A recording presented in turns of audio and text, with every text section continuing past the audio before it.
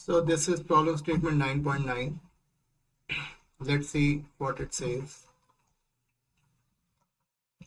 An object of size 3 centimeter, यानी कि h की वैल्यू दी हुई है 3 centimetre, is placed 14 centimeter in front of concave lens of focal length 21 centimeter. Okay, so u is minus 14 centimeter and focal length is minus 21 centimeter. हमें v की value पता करनी है और नेचर ऑफ इमेज किस तरीके की होगी, स्मॉलर होगी या लार्ज होगी, ये सारी चीजें हमें पता करनी है. और in second part of the problem statement, what happens if the object is move further away from the lens, lens से और डिस्टेंस बढ़ाते चले जाएं अगर ऑब्जेक्ट की, तो इमेज पर क्या इम्पैक्ट पड़ेगा. ये दो चीजें हमें करनी है. आई गेस डायग्राम बनाने की कोई खास जरूरत नहीं है. लेंस फॉर्मूला हमें पता है, 1 upon F is equal to 1 upon V minus 1 upon U, minus 1 upon 21, 1 upon V और u माइनस 14, तो माइनस माइनस प्लस हो जाएगा. ये 1 upon v comes out to be 1 upon 21 minus minus 1 upon 14. So 42 minus 3 minus 2 minus 5 upon 42. So v is minus 42 upon 5 minus 8.4 centimeter. minus 8.4 centimeter हमारा image की location है, यानी कि m is equal to v upon u. तो v की value हो गई minus 8.4 और u की वैल्यू हो गई माइनस 14. एक काम करते हैं ऐसे नहीं, माइनस 42 अपॉन 5 और 1 अपॉन माइनस 14.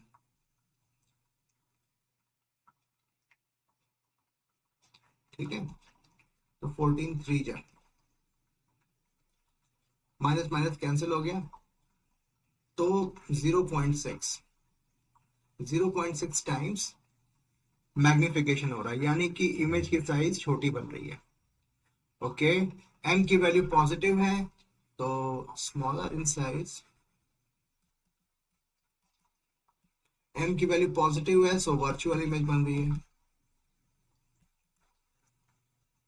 ठीक, अभी ये कहा जा रहा है कि what happens if the object is move further away from the lens. तो जितनी डिस्टेंस हम बढ़ाते जाएंगे, u की वैल्यू जैसे जैसे वैल्यू बढ़ती जाएगी, जो v की लोकेशन जो है ग्रेजुअली धीरे धीरे f की तरफ शिफ्ट होती जाएगी.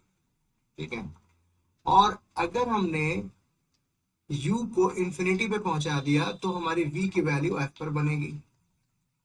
तो if u is infinity,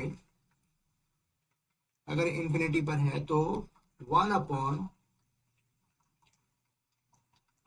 f is equal to 1 upon v minus 1 upon u.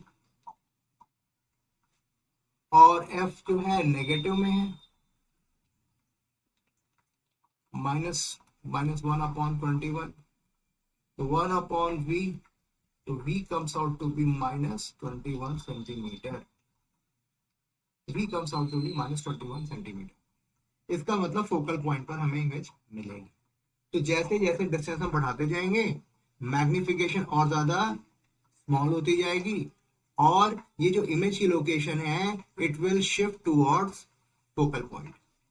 So this was all about this problem statement 9.9. So this is problem statement 9.10. What is the focal length of convex lens? What is the focal length of a convex lens of focal length 30 centimeter, that is which is in contact with concave lens of focal length 20 centimeter. Okay, तो यानी कि एक convex lens है और एक concave lens है।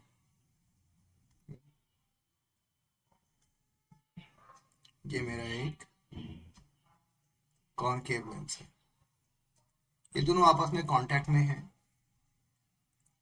तो हमें कंबाइंड फोकल लेंथ हमें फाइंड आउट करना है। तो 1/f is equal to 1/f1 plus 1/f2 minus d/f1 f2। ये फॉर्मूला होता है दो लेंसेज जो हैं, जो आपस में कांटेक्ट में है, उनका इफेक्टिव फोकल लेंथ का फॉर्मूला यही होता है। क्वेश्चन में लिखा हुआ है d is 0, तो ये फॉर्मूला बन करके आता है 1/f1 plus 1/f2। अभी सिंपली हम वैल्यूज पुट करेंगे और f की वैल्यू निकालेंगे। f1 की वैल्यू हो गई 30 सेंटीमीटर एंड f2 की वैल्यू हो गई -20 सेंटीमीटर। तो 1/f is equal to 1/30 minus 1/20, 60, 2 minus 3 minus 1 by 60, f is equal to -60 centimetre. तो जो इफेक्टिव फोकल लेंथ हुई वो -60 सेंटीमीटर होगी, और ये this whole system will behave like a diverging lens, means एक कॉनकेव लेंस की तरह बिहेव करेगा, ठीक है ना। So this was all about problem statement 9.10। I hope ये चीजें समझ में आई होंगी आपको।